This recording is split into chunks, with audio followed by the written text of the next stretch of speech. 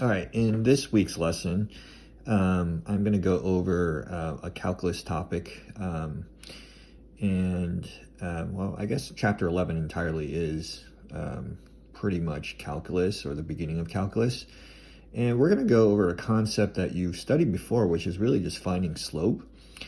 And you'll kind of remember the difference quotient that we studied earlier in semester one. I just said, hey guys, just kind of remember how to just do the computation for now. I'll explain the meaning of it to you later, and this is the time where I'm going to explain it to you. So let's take a look. So we're asked to find the slope of the secant line. So over here I have some kind of curve. Here's point A, here's point B. If you forgot what the word secant just means it's a line that intersects another curve at 2 points. And so if they want you to find the slope of the secant line of this particular curve, all I need to do is just draw a line from here to here, and then just calculate the slope, right, intersects at these 2 points. So if you remember how to find slope, right, it's change in y over change in x, right? We need some numbers, or we need 2 points or 2 coordinates. So in this particular point right here at point A, I'm just going to call it x comma f of x, right? I mean, at any point on this curve, right, is taking this x value and plugging it into the function. That will give you the y value. And actually there's a distance from A to B, right? And so what I'm going to call this distance from A to B, the horizontal distance, I'm actually going to call this h. Okay, so we'll just call it h. Some textbooks call it delta x, but I'm going to call it h.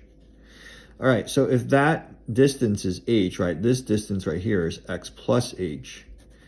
And so likewise, to get that second coordinate, the x value would be x plus h, and the y value at this point right here would be f of x plus h, right? Take my x value and plug it into the function. In this case, my x value is x plus h.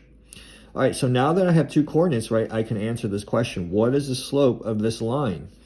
Well, the slope of the line, right, is just change in y over change in x. So the slope of the secant line is f of x plus h, f of x plus h minus f of x,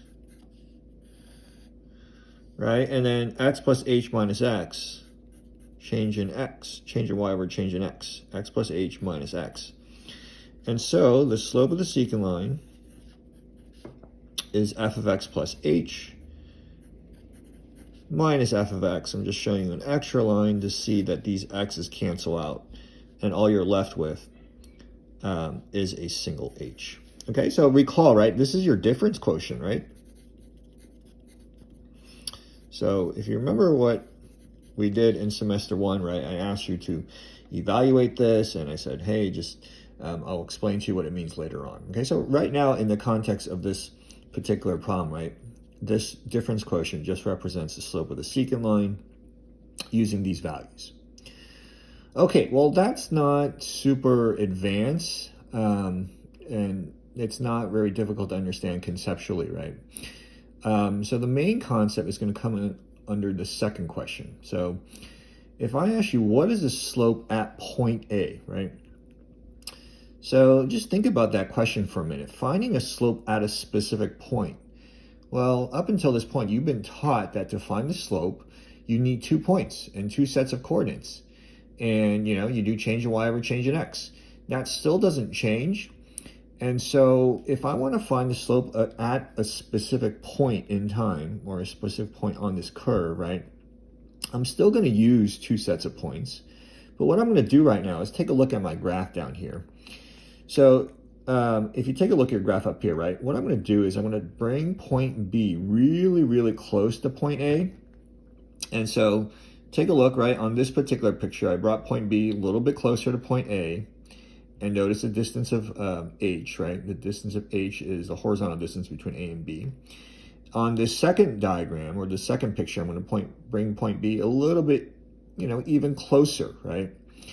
And then really on the last picture, right, I'm going to bring it really, really close. And, I don't want to draw another picture, but hopefully you kind of get the point, right? I'm going to bring B really, really close to point A, such that when I draw a equation of the line, or a line that's tangent to it, right? What's going to happen is, well, let's make a few observations. First of all, right, as h gets closer to 0, right, h is getting really, really small. What I can say is that the secant line becomes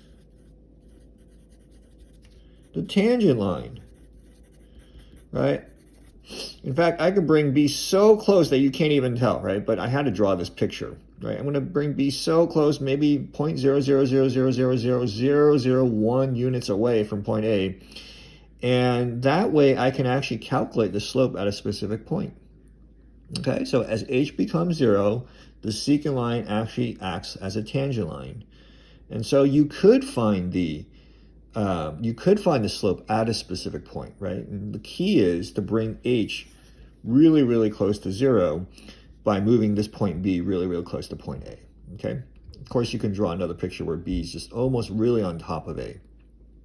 And that's really one of the major concepts in calculus, is to find how fast something is changing at a specific point in time, okay? And oftentimes, this is the example that's used is using slopes and tangent lines, but in a general sense, it's calculating how fast is it changing at point A. Okay, in this case, we're talking about what's the slope at point A. Okay, so major concept. So now that we know that we can find the slope at a specific point by bringing B close, or h closer to 0, given a point x comma f of x, the slope m at a point, in this case our point A, is equal to the slope of the tangent line. Right? So how do I calculate, if I want to say, hey, I want actually a formula for what I just wrote over here. M is the slope, right?